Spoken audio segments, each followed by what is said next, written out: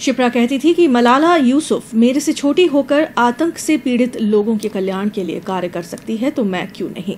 शिप्रा के 4 साल का बच्चा भी है। शिप्रा के पिता पवन कुमार शर्मा कहते हैं कि उसने जो काम किया है हर कोई नहीं कर सकता। शिप्रा के परिजनों का रो रो कर बुरा हाल है।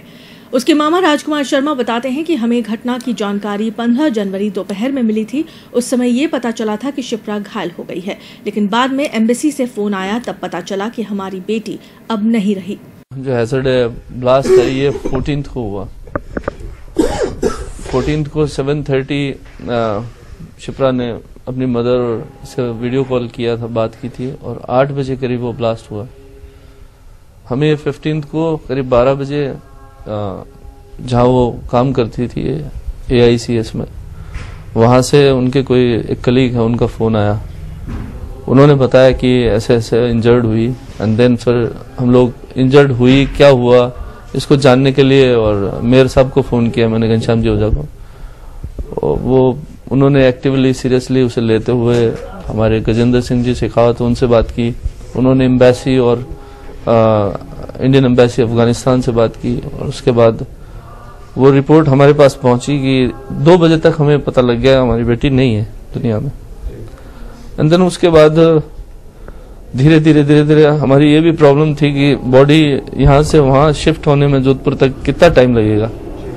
तो घर पे भी ऐसा माहौल था कि जो female members of the family है उनको हम बता सकते हैं, नहीं बता सकते। तो आज तक हम लोग उसको वजन को 3-4 दिन से सब जो मेल मेंबर्स हैं वो सहन कर रहे हैं। तो 15th को सर हमें मालूम हो। बचपन से उसमें एक इंस्टिंक्ट था कुछ एक्स्ट्रा ऑर्डिनरी, तो वो शुरू से थी।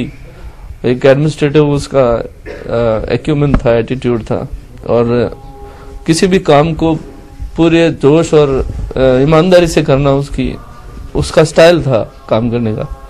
और मैंने उसको जाते वक्त कहा भी था, मैंने कहा बेटा हाँ रोज बॉम्बिंग हो रही है वहाँ, ISIS और तालिबान रोज बॉम्बिंग कर रहे हैं, तो आप तेरे लिए वो ठीक नहीं है, तू वहां से शिफ्ट हो जा आप जल्दी। यहाँ इंडिया में बहुत सारे सोर्सेज हैं। उसने कहा मामा मलाला यूसुफ जही कर सकती है तो मैं नहीं कर सकती। क्या वो तो मेरे से बहुत छोटी है। तो मैं कुछ कह नहीं पाया उसे, कि शायद वो उसका एक एंथुसियाज्म था कुछ करने का, उसका एक अपना स्टाइल था।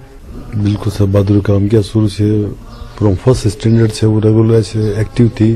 बिल्कुल सबको समझाना, दूसरे के बारे में सोचना, देश के बारे में सोचना, और अच्छी पढ़ाई करने के बाद उसका मन यही था, उसका उद्देश्य कुछ देश के लिए, कुछ औरों के लिए, ह्यूमैनिटेरियन कैरियर के लिए कुछ मैं करूं। इसी में उसके वो वहाँ पे उसका इंटरनेशनल ऑर्गेनाइजेशन में काम करते वहाँ पे काम किया उसने। और जो है उसकी कंट्री में वहाँ पे काम करने की बड़ी उसकी कुछ लोग काफी लोगों काम भी किया, पर वो एंड जो है उसका ऐसा। मेरे साथ वो 13 तारीख को बात हुई थी, 14 को शाम को वीडियो कॉल से बच्चे सब हम बात कर रहे थे, ठीक है करके। और बच्चे का काफी उस पर मन था, बच्चे को छोड़ गई, पर वो उसके जज्बा था कि मैं काम करूं कुछ ऐसा। और अचानक वहां से फिर नेक्स्ट डे फोन आया 15 तारीख को सुबह उसके कोई कलीग का। फिर हमने यहाँ गवर्नमेंट में अप्रोच करके, उसके मामा राजकुमार शर्मा, उसने अप्रोच करके सब पता लगाया और वो बॉडी को जल्दी मंगाने की कोशिश की।